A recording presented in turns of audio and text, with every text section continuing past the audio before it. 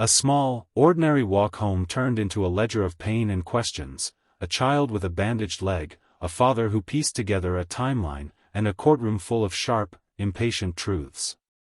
What happened between the sidewalk and the doctor's office is a tangle of leashes, silence, and memory.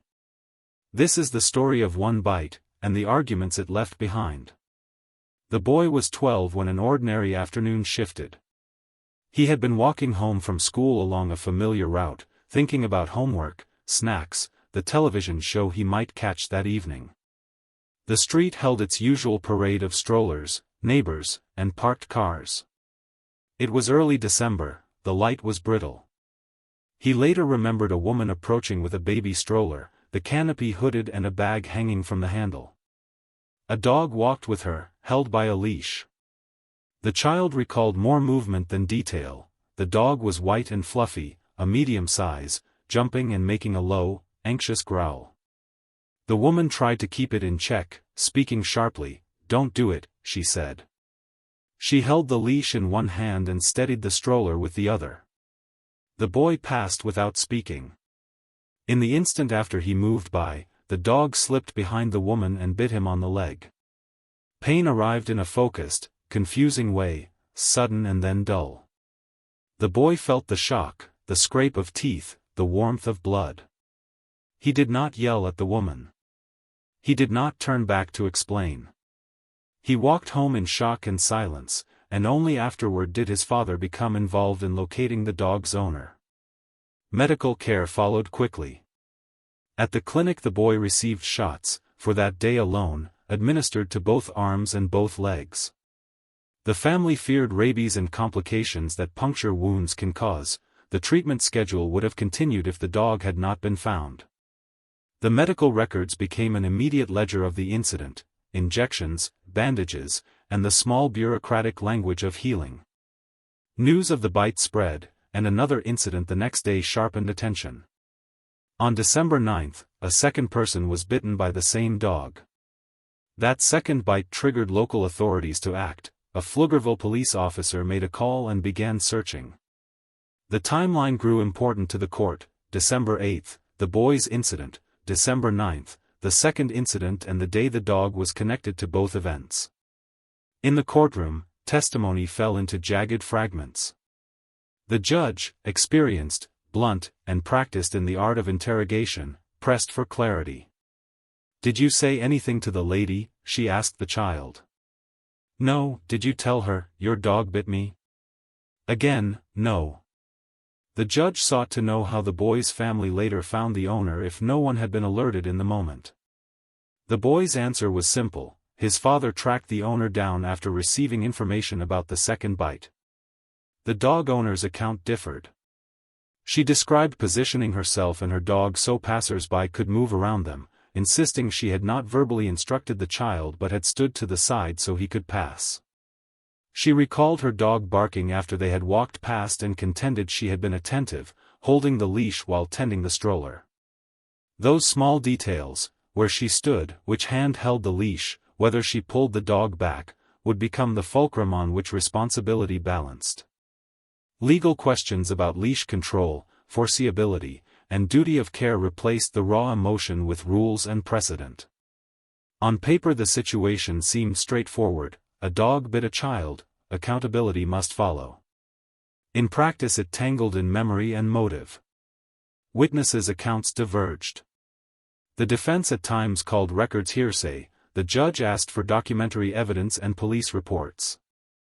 The presence of a second bite and the police call tied the episodes together in a way that isolated the dog as a repeated threat rather than an isolated mishap. Cross-examination revealed how brittle memory can be under pressure.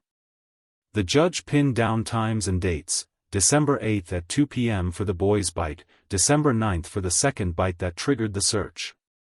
With that skeleton of dates in place, medical charts and police reports became key. The boy's 4 shots that day were not mere facts but markers of the fear the family had felt, the possibility of ongoing medical treatment if the dog had remained at large. Between the competing accounts, the human element remained raw. For the boy, the bite was more than a legal case, it was a bodily interruption of childhood, injections administered to both arms and both legs, the sterile whiteness of a clinic room, and the slow, worried conversation between parents in the aftermath. For the father, locating the dog's owner and presenting evidence in court was an act of protectorate labor, the effort to convert a private wound into a public record. For the woman with the dog, the incident carried a different weight. She felt fear for her child in the stroller and concern for the dog's behavior. She described being careful and attentive, yet she also had to confront the possibility that she had not done enough to control a pet. The law, however, asks not for intentions but for outcomes. Was the leash secure? Was the dog properly restrained? Was there evidence showed that the owner took reasonable steps to control the animal? The judge did not suffer theatrics. She cut through rehearsed narratives, reminding witnesses that practice stories often betray themselves. They sound stupid, she observed at one point, cautioning against polished lies. Her impatience had purpose, to distinguish between what was truly remembered and what was constructed to shift blame. In courts like this, detail is currency: who was where, when, and what exactly was said. Documents and testimony slowly arranged themselves into something coherent. The police report and medical records anchored the chronology, witness testimony filled in motion and motive. The presence of two separate bites made the matter more serious than an isolated event and placed public safety considerations at the center. Once authorities identified the dog, the immediate medical risk to the boy, the need for additional shots, lessened. But other costs remained: the emotional shock, the legal fight, potential penalties for the dog owner. Ultimately, the dispute was less about one moment and more about the chain of small moments that allowed it to happen. A leash held loosely, a command untaken, a child who did not speak up at the time, these were minute decisions that, lined up, produced harm. The courtroom, with its questions and forms, sought to assign responsibility so that future ordinary walks might be safer. When the hearing wound toward conclusion, the judge folded the facts together to reach a decision grounded in local law and the evidentiary record. For the boy, the physical wounds would heal. The injection marks and the memory of pain might dim, but the lesson remained: a public sidewalk can become a place of risk when animals and people are not closely managed. For the dog owner, the episode was a hard reckoning with accountability. For the community, it was a reminder that vigilance, tightening a grip on a leash, speaking up when an animal is agitated, can prevent small tragedies from occurring. In the end, the law seeks certainty, but real life resists neat answers. A single bite exposed the messy intersection of human behavior, animal unpredictability, and the small omissions that leave scars. The court's role was to parse those omissions and to create an outcome that would serve justice and caution.